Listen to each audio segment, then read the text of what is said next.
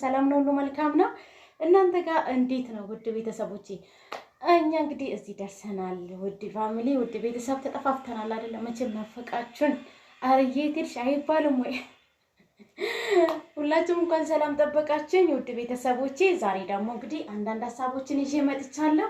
እሱ ምንድነው ውድ ቤተሰብ እንግዲህ ያው ብዙን ጊዜ እኔ ስለ እናቶችና ስለ ልጆች ማውራት ብዙን ጊዜ ደስ ይለኛልና አብሶ ወንዶች አንዳንድ ስህተት ሲኖርባቸው በደንብ አድርጌ ነው ማወራው።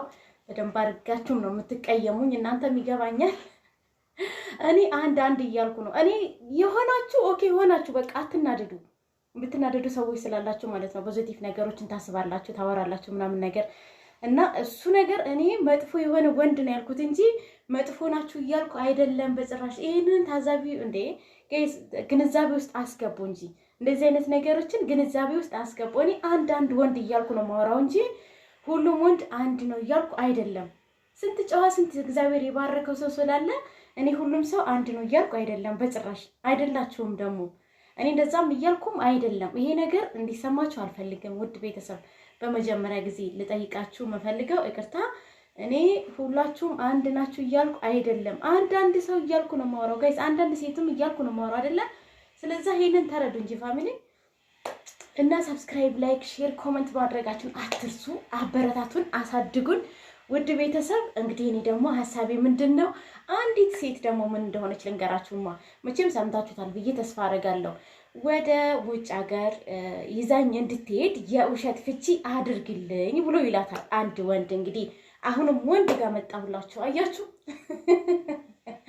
ወንድ ወይ አባወራ የሆነ ሰው የውሸት ፍቺ አድርግልኝና እኔ አንቺን ፈትቼ እሷን የውሸት ጋብቻ ላድርግ ብሎ ሲላት፣ እሷ ደግሞ ያው የሰው ነገር የሚፈልግ ወር ደግሞ የሰው ገንዘብ የሚፈልግ እንዴት እኔ ሲጀምር አንደኛ ነገር ትዳር ክቡር ነው አይደለ እንዴ? እንዴት ነው በትዳሬ ላይ የምነግደው?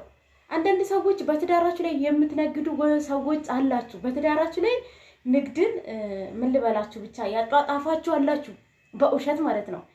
ኢቭን ከነ ባለ ትዳርም አይደሉም በቃ እስከምታስብሉ ድረስ በትዳራችሁ ላይ የምትነግዱ ሰዎች አላችሁ። እግዚአብሔር ልቦና ይስጣችሁ። እኔ የለሁበትም። ኤኒዌይስ እሷ ምን ሆነች መሰለችው?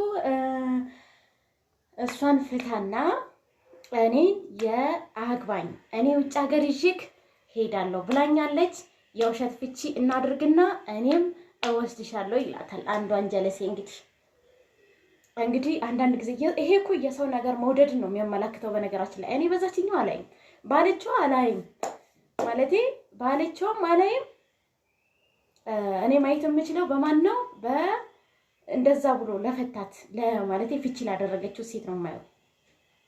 ሲጀመር ወንድ ልጅ እኔ አንቺ ፍቺኝና የውሸት ፍቺ ይሄ ነገር ያለ ነው እኮ በነገራችን ላይ በእያንዳንዱ ቤታችን አለ እንደዚህ አይነት ነገር። እኔ በቃ አንቺን ካልፈታው ሰው መሆን አልፈልግም፣ ይሄ ሰማንያ ካልተቀደደልኝ እንደዚህ ይሆናለሁ፣ በዚህ ገባለሁ፣ በዚህ እንደዚህ የሚሉ ሰዎች አሉ ስላጋጠመኝ እኔም ጭምር ማለት ነው። እና ሰማንያ ሲጀመር አንደኛ ነገር ትዳር ሊሆን አይችልም። ወረቀት ትዳር ነው እንዴ? አንዳንድ ሰው በቀለበት ያምናል፣ በወረቀት ያምናል፣ በምን ያምናል። እሱ ነገር ትዳር ሊሆን አይችልም። እውነቱ ስነግራችሁ ማለት ነው ትዳር ሊሆን አይችልም። ትዳር መሆን የሚችለው ምንድነው? እግዚአብሔር ከላይ ባርኮ ሲሰጠንና ሲሰጠን ብቻ ነው እንጂ እውነት ለመናገር ይሄ ነገር ትዳር ይሆናል ብላችሁ የምታስቡ ሰዎች እኔ ምናችሁን እንደሚያማችሁ ስለማላቅ እሱን አላቅም። ወረቀት ትዳር ሊሆን አይችልም። ሲጀመርም ሰውየው መጀመሪያውኑ አንቺን መፍታት ስለፈለገ የውሸት ፍቺ እናደርግ ብሎ አለሽ። ያው በህግ እንደሚያስቀጣው ስለሚያውቅ እሱ በደንብ አድርጎ።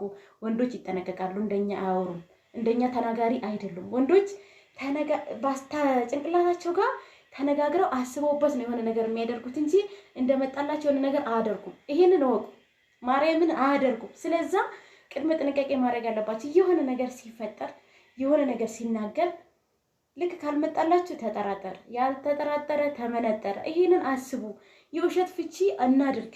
እኔ ወደ ካናዳ ልሄድ ነው፣ ወደ አሜሪካ ልሄድ ነው፣ ወደ ተለያየ ሀገር ልሄድ ነው፣ የውሸት ፍቺ ማድረግ እፈልጋለሁ እኔ ከሌላ ጋር ሲላችሁ አትመኑት። ማርያምን አያደርግም። ሲጀመርም ለምን የውሸት ፍቺ አይደለም የእውነት ነው የሚያደርገው። ተመልሶ አይመጣም።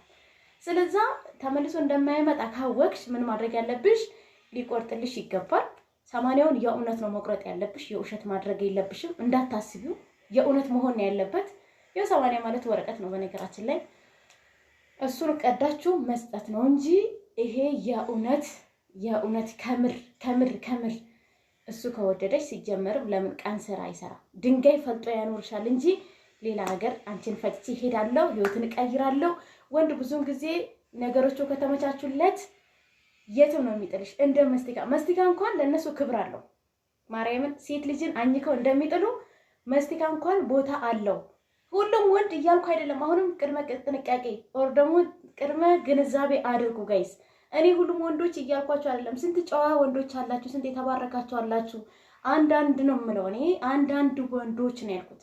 አንዳንድ ወንዶች ሲጀመር በተፈጥሯቸው እግዚአብሔር የባረካቸው አሉ፣ ካስተዳደግም ጭምር አይደል እንዴ ጋይስ? ሴትም ወንድም እኔ እናንተን እያልኩ አይደለም ያልኩት። እኔ የምለው የተበላሹ በጣም የሰው ገንዘብ የሚፈልጉ የሰው ላብ የሚፈልጉ ስንት አለ ማለቴ በእኛ መሀል በእናንተ መሀል ከሴትም ከወንድም የሰውን ገንዘብ የሰውን ላብ የሰውን ህይወት መበጥበጥ የሚፈልጉ በሰው ህይወት የሚቀልዱ ስንት ወንዶች አሉ፣ ስንት ሴቶች አሉ። እኔ ያልኩት አንድ ነው ያልኩት። ምናልባት አንዳንዶቹ በቃ ጫፉን ትሰሙና ንዴት ውስጥ የምትገቡ ስላለ ነው ማለቴ በአንዳንድ ነገሮች እኔ ወሬውን ስለምሰማ ኮመንትም ስለማይ እንደዛ ማለቴ አይደለም በጭራሽ። እኔ ያልኩት አንዳንድ ሰዎች ነው እንጂ ሁላችሁም አንድ ናችሁ እያልኩ አይደለም። ምክንያቱም አንዳንድ ሴቶች ብላችሁ ካላችሁ እኛም ያው ነን እኮ አይደለ? አንዳንድ ሴቶች ብላችሁ ካላላችሁ ሴቶች ብላችሁ ካላችሁ ተጨፈለቅን አንድ ላይ ማለት ነው። እኔ እንደዛ ማለቴ አይደለም በጭራሽ። ይሄንን ቅድመ ጥንቃቄ ቅድመ ግንዛቤ አድርጉ። አሁንም ደጋግሜ የምናገረው እንዳትናደዱብኝ፣ እኔ የምትናደዱብኝ ሰዎች ስላላችሁ ማለት ነው። እና ውድ ቤተሰብ እኔ ብዙን ጊዜ የሚገርመኝ የሚደንቀኝ ምኑ ጋር ነው የውሸት ፍቺ ብለው እውነት አድርገው ግብት የሚሉበት። ግባ ወደዛ እንዳትመለስ መድኃኒዓለም አይመልስክ። ስለዚህ ውድ ቤተሰብ እነኚህ ሰዎች ሲጀመር እቃ ናቸው እንጂ ሰዎች አይደሉም። እንደዚህ የሚያደርጉ ሰዎች እቃ ናቸው ማለት እቃን አንቺ ከዛም ብድግ አድርገሽ የምታንቀሳቅሽ እቃ ማለት አንቺ የምታነሺው ነገር አይደለ። አሁን ለምሳሌ ይሁን አንድ ባሊ ላንሳ ብትይ አንቺ ራስሽን አንስተሽ የምታመጪው እንጂ እሱ ራሱ ሊመጣልሽ አይችልም። እንደዛ እንደማለት ነው።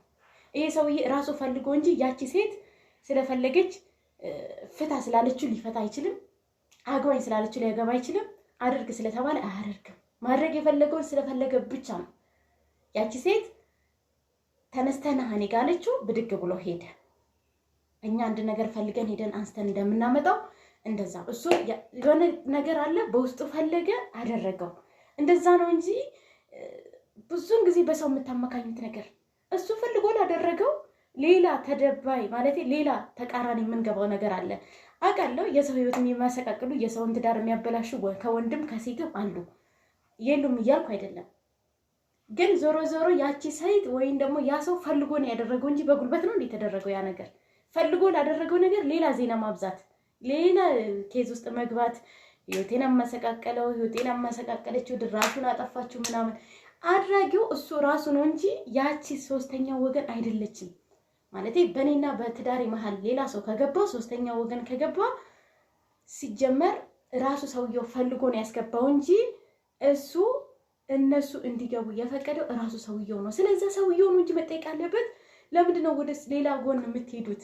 እሷ ፍታና አግባኝ እወስዳለሁ ብላለች። ለዛ እኔ ነው እንደዚህ ያደረገኝ ነው እንዴ? ራሱ ፈልጎ ስላደረገው ነው እንደዚህ ያደረገው። ስለዚህ እንደዛ ብለሽ ባትኮነኝ ኦር ደግሞ ባታለቅሺ ጥሩ አይመስለኝም። እኔ ካለቀሽ በሱ አልቅሺ፣ ካዘንሽም በሱ እዘኝ። ከእግዚአብሔር ምንም ነገር የማይታጣ ነገር የለም፣ ይገኛል። ሁሉም ነገር መልስ አለው። እግዚአብሔር መልስ አለው። ለሰው ልጅ መልስ ይሰጣል፣ አይሰጥም እያልኩ አይደለም። ስለዚህ እንደዚህ አይነት ነገሮችን የሚፈጥሩ እራሳቸው ፈልጎ ላደረጉት ነገር ላይ ለምንድን ነው ሌላ ሰው ጣልቃ የምታስገቡት? ሌላ ሰው ጣልቃ ባይገባ ምንድነው ክፋቱ? ማለት አንድ ሰው ፈልጎ ላደረገው ነገር እኛ ብዙን ጊዜ ደጋግመን ያቺ ሴት እንደዛ ባታረገው ኖሮ፣ ያቺ ሴት እንደዚህ ባትሆን ኖሮ እንደዚህ አይሆንም ነበር፣ እንደዚህ አጠፋም ነበር፣ እንደዛ።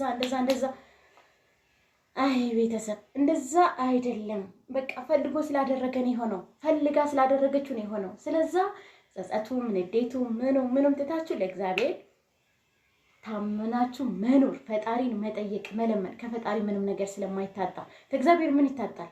ምን ተለምኖ ምን እስቲ እንደው ከእውነት የልብ ለምነን ምን እናጣለን? እንደዛ ነው እንጂ ወንዶች ሲጀመር ሁሉም ወንድ እያልኩ አይደለም። አትናደዱብኝ።